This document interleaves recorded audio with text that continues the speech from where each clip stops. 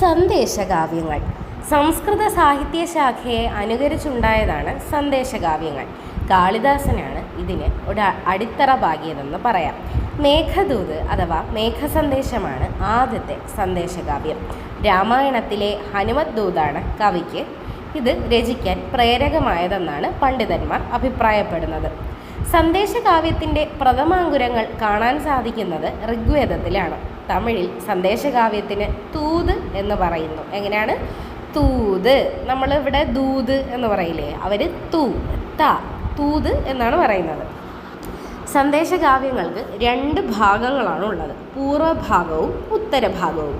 ഇതിൽ ഈ പൂർവഭാഗം വരുമ്പോൾ അതിൻ്റെ അകത്ത് സന്ദേശം അയക്കാനുള്ള കാരണം, സന്ദേശവാഹകനെ കണ്ടെത്തിയ സന്ദർഭം, മാർഗവിവരണം തുടങ്ങിയവയാണ് കാണാൻ സാധിക്കുന്നത്. ഇനി ഉത്തരഭാഗിലും സെക്കൻഡ് പാർട്ടിലേക്ക് വരുമ്പോൾ നായികയുടെ വാസസ്ഥല വർണ്ണന, നായികാ വർണ്ണന, സന്ദേശം എന്താണ് തുടങ്ങിയ കാര്യങ്ങളാണ് വിവരിക്കപ്പെടുന്നത്. ഇതിൽ ഈ സന്ദേശകാവ്യങ്ങളിൽ ഉപയോഗിക്കാറുള്ള വൃത്തം ഏതെന്നുള്ളൊരു ചോദ്യം മിക്കപ്പോഴും കാണാറുണ്ട്. മന്ദാക്രാന്തയാണ് വൃത്തം എന്തിൻ്റെ? സന്ദേശകാവ്യങ്ങളുടെ വൃത്തം. ഇനി നമ്മുടെ ഭാഷയിലേക്ക്, മലയാള ഭാഷയിലേക്ക് വരുമ്പോൾ ആദ്യത്തെ മലയാള സന്ദേശകാവ്യം ഏതാണ്? ഉണ്ണുനീലി സന്ദേശമാണ്. ആദ്യത്തെ മലയാള സന്ദേശകാവ്യം ഉണ്ണുനീലി സന്ദേശം. രചനാകാലത്തെപ്പറ്റിയും കവിയെപ്പറ്റിയുമൊക്കെ പലർക്കും ഭിന്നാഭിപ്രായങ്ങളാണുള്ളത്. ഇതിൻ്റെ ഇതിവൃത്തം നമുക്ക് നോക്കാം. കോട്ടയം ജില്ലയിലെ കടുത്തുരുത്തിയിലെ മുണ്ടയ്ക്കൽ തറവാട്ടിലെ ഉണ്ണുനീലിയാണ് നായിക. അവൾ ഭർത്താവിനൊപ്പം ഉറങ്ങുന്ന സമയം ഭർത്താവിനെ യക്ഷി തട്ടിക്കൊണ്ടുപോകുന്നു. തിരുവനന്തപുരത്തെത്തുമ്പോൾ നായകൻ ഉണരുന്നു. ഉണർന്ന നായകൻ നരസിംഹമന്ത്രം ചൊല്ലി യക്ഷിയിൽ നിന്നും രക്ഷപ്പെടുകയും ശ്രീ പത്മനാഭ ക്ഷേത്ര പരിസരത്ത് വെച്ച് നായകൻ ആദിത്യവർമ്മ എന്ന് പറഞ്ഞൊരു രാജകുമാരനെ കണ്ടുമുട്ടുകയും പരിചയപ്പെടുകയും ചെയ്യുന്നു. ഈ ആദിത്യവർമ്മയുടെ കൈവശം ഉണ്ണുനീലിക്ക് സന്ദേശം അയക്കുന്നു. 14-ാം ശതകത്തിലെ കേരളത്തിലെ സാമൂഹിക സാംസ്കാരിക ചിത്രം ഏകദേശം ഈ കൃതിയിൽ തെളിഞ്ഞു കാണാം. സംസ്കൃതത്തോടൊപ്പം ചെന്തമിഴ് കൂടിക്കലർന്ന ഭാഷയിലാണ് കാവ്യരചന നടത്തിയിരിക്കുന്നത്. ഇതിന് മറ്റൊരു പേരും കൂടിയുണ്ട്, മുണ്ടയ്ക്കൽ സന്ദേശം. നായികയുടെ പേരിലുള്ള സന്ദേശകാവ്യം ഇത് തന്നെയാണ്, ഉണ്ണുനീലി സന്ദേശം. മറ്റൊരു പേരെന്താണ്? മുണ്ടയ്ക്കൽ സന്ദേശം. അടുത്ത് നമ്മൾ നോക്കാൻ പോകുന്നത് കോക സന്ദേശം അഥവാ ചക്രവാക സന്ദേശം. 14-ാം ശതകത്തിൻ്റെ അന്ത്യത്തിലോ 15-ാം ശതകത്തിൻ്റെ തുടക്കത്തിലോ ആണ് രചനാകാലമെന്ന് കരുതുന്നു. കവി ആരാണെന്നുള്ളത് വ്യക്തമല്ല. മുഴുവൻ ഭാഗവും കണ്ടുകിട്ടിയിട്ടില്ല. 96 ശ്ലോകങ്ങളാണ് ലഭിച്ചിട്ടുള്ളത്. ഇത് മുഴുവനും മാർഗവർണ്ണനയുമാണ്. ഇതിൻ്റെ ഇതിവൃത്തം നോക്കാം. നായകനും നായികയും സംസാരിച്ചിരിക്കുന്നതിനിടയിൽ നായകൻ സ്വപ്നം കാണുന്നു. സ്വപ്നത്തിൽ ഒരു ആകാശചാരി നായകനെ എടുത്ത് തിരുനാവായയ്ക്ക് സമീപമുള്ള വെള്ളോട്ടുകര എന്ന സ്ഥലത്ത് കൊണ്ടാക്കി. അവിടെ നായകൻ ഒരു ചക്രവാക പക്ഷിയെ കാണുകയും അതിൻ്റെ അടുത്ത് തൻ്റെ പ്രണയിനിക്ക് സന്ദേശം കൊടുത്തയക്കുകയും ചെയ്യുന്നതാണ് ഇതിൻ്റെ ഇതിവൃത്തം. ദേശചരിത്ര സംബന്ധമായ ഒട്ടേറെ വിവരങ്ങൾ ഈ കൃതി നൽകുന്നുണ്ട്. അടുത്തത് മയൂര സന്ദേശം. സ്വന്തം അനുഭവം വിഷയമാകുന്ന സന്ദേശകാവ്യമാണ് മയൂര സന്ദേശം. മയൂര സന്ദേശത്തിൻ്റെ കർത്താവ് കേരളവർമ്മ വലിയകോയി തമ്പുരാനാണ്. മയൂര സന്ദേശം ആദ്യമായി പ്രസിദ്ധീകരിച്ചത് ഭാഷാഭൂഷണി മാസികയിലാണ്. ആയില്യം തിരുനാളിൻ്റെ അപ്രീതിക്ക് പാത്രമായ വലിയകോയി തമ്പുരാൻ ഭാര്യ ലക്ഷ്മിഭായിയിൽ നിന്നകന്ന് ഹരിപ്പാട് അന്തപുരത്ത് കൊട്ടാരത്തിൽ തടവുകാരനായി കഴിയുന്നതാണ് ഇതിൻ്റെ ഇതിവൃത്തം. അടുത്തത് ശുഗ സന്ദേശം. കേരളത്തിലുണ്ടായ സംസ്കൃത സന്ദേശകാവ്യമാണ് ശുഗ സന്ദേശം. ശുഗ സന്ദേശത്തിൻ്റെ കർത്താവ് ലക്ഷ്മിദാസനാണ്.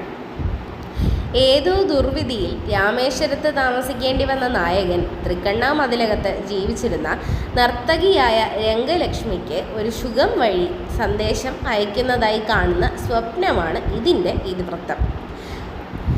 ഇനി ചില പ്രധാനപ്പെട്ട സന്ദേശകാവ്യങ്ങളും അതിൽ പരാമർശവിധേയമായ സ്ഥലങ്ങളും നോക്കാം. ഉണ്ണുനീലി സന്ദേശം ഓടനാട്, കടന്തേരി, കായംകുളം, മറ്റം, നിരണം, തൃപ്പാപ്പൂർ, മുതലപ്പൊഴി, പന്മന, കണ്ടിയൂർ, തൃക്കടിത്താനം, ഏറ്റുമാനൂർ തുടങ്ങിയ സ്ഥലങ്ങൾ പരാമർശിക്കപ്പെടുന്ന സന്ദേശകാവ്യം ഉണ്ണുനീലി സന്ദേശമാണ്. അടുത്ത് കബോധ സന്ദേശം. ആലുവ, കൊല്ലൂർ, വടക്കാഞ്ചേരി, വർക്കല, ഗോശ്രീ, വേളി തുടങ്ങിയവ പരാമർശിക്കപ്പെടുന്നത് കബോധ സന്ദേശത്തിലാണ്. അടുത്ത് മയൂര സന്ദേശം. തിരുവനന്തപുരം, വർക്കല, ഹരിപ്പാട്, വേളി തുടങ്ങിയ സ്ഥലങ്ങളാണ് ഇതിൽ പരാമർശിക്കപ്പെടുന്നത്. അടുത്തതായി കോക സന്ദേശം. തിരുനാവായ, തൃക്കണ്ണാമതിലകം, പേരാറും പരിസര പ്രദേശങ്ങളും, ഇടപ്പള്ളി, കൊടുങ്ങല്ലൂർ, പറവൂർ, ഗുരുവായൂർ തുടങ്ങിയവ പരാമർശിക്കപ്പെടുന്നത് കോക സന്ദേശത്തിലാണ്. അടുത്ത് ഭൃംഗ സന്ദേശം. ആലുവ, കടത്തനാട്, എറണാകുളം, കൊല്ലൂർ, കണ്ണൂർ, വൈക്കം, കോഴഞ്ചേരി തുടങ്ങിയ സ്ഥലങ്ങൾ ഇതിൽ പരാമർശിക്കപ്പെടുന്നു. അടുത്തതായി ഭ്രമര സന്ദേശം. ഏറ്റുമാനൂർ, കൊച്ചി, തൃശ്ശൂർ, ഈരാറ്റുപേട്ട, വൈക്കം തുടങ്ങിയ സ്ഥലങ്ങളാണ് ഇതിൽ പരാമർശിക്കുന്നത്. അടുത്തതായി ഗരുഡ സന്ദേശം. പന്തളം, പാലോട്, പുനലൂർ, പത്തനാപുരം, പൊന്മുടി, തെന്മല, വെട്ടിയാർ, അടൂർ, കരകുളം, കുളത്തുപുഴ തുടങ്ങിയവ പരാമർശിക്കുന്നുണ്ട് ഗരുഡ സന്ദേശത്തിൽ. ഇനി നമുക്ക് കുറച്ച് ചോദ്യോത്തരങ്ങളിലേക്ക് പോവാം. സന്ദേശകാവ്യങ്ങളുടെ വൃത്തം. നമ്മൾ നേരത്തെ നോട്ട് പറഞ്ഞപ്പോൾ പറഞ്ഞതാണ്. ഏതാണ്? മന്ദാക്രാന്ത. മലയാളത്തിലെ ആദ്യത്തെ സന്ദേശകാവ്യം ഏതാണ്? ഉണ്ണുനീലി സന്ദേശം. നായികയുടെ പേരിൽ പ്രസിദ്ധമായ സന്ദേശകാവ്യം, അതും ഉണ്ണുനീലി സന്ദേശം തന്നെയാണ്. തുലിക്കപ്പടയെ പരാമർശിക്കുന്ന സന്ദേശകാവ്യം ഉണ്ണുനീലി സന്ദേശമാണ്. ആദിത്യവർമ്മയെ കീഴ്പ്പെടുത്തിയതായി ഉണ്ണുനീലി സന്ദേശത്തിൽ പറയുന്ന വിദേശികളാണ് എന്ന് പറയുന്നത് തുലിക്കപ്പട എന്നുകൊണ്ട് ഉദ്ദേശിച്ചിരിക്കുന്നത് കേട്ടോ. ഇതിൽ ഉണ്ണുനീലിയുടെ രചനാകാലം എന്ന് പറയുന്നത് 14-ാം നൂറ്റാണ്ടാണെന്ന് ഏകദേശ ധാരണയുണ്ട്. ഇതിൻ്റെ കാലഗണനയ്ക്ക് ആധാരമായ ചരിത്ര പരാമർശം തന്നെ ഈ തുലിക്കപ്പടയുടെ ആക്രമണമാണ്. മുണ്ടയ്ക്കൽ സന്ദേശം എന്നുകൂടി അറിയപ്പെടുന്ന സന്ദേശകാവ്യം ഏതാണ്? ഉണ്ണുനീലി സന്ദേശം. അടുത്തത് ഒരു പ്രീവിയസ് ഇയർ ക്വസ്റ്റ്യനാണ്. മുണ്ടയ്ക്കൽ സന്ദേശം ഒരു മുഴുത്ത ചിരി ആരുടെ ലേഖനമാണ്?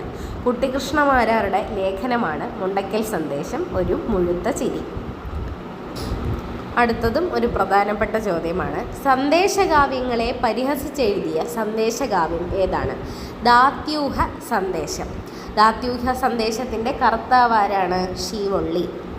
അടുത്ത ലീലാതിലകത്തിൽ പരാമർശിക്കപ്പെടുന്ന ഹാസ്യ സന്ദേശകാവ്യം ഏതാണ്? കാക സന്ദേശമാണ് ലീലാതിലകത്തിൽ പരാമർശിക്കപ്പെടുന്ന സന്ദേശകാവ്യം എന്ന് പറയുന്നത്. നായിക ഗണികയും നായകൻ മുടന്തനുമായ സന്ദേശകാവ്യം ഏതാണ്? അതും കാക സന്ദേശം തന്നെയാണ്.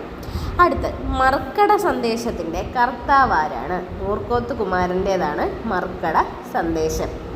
മണിപ്രവാള ഘട്ടത്തിലുണ്ടായ ഒരു നഗരവർണ്ണനാ കാവ്യം ഏതാണ്? അനന്തപുര വർണ്ണനമാണ് മണിപ്രവാള ഘട്ടത്തിലുണ്ടായ നഗരവർണ്ണന കാവ്യം.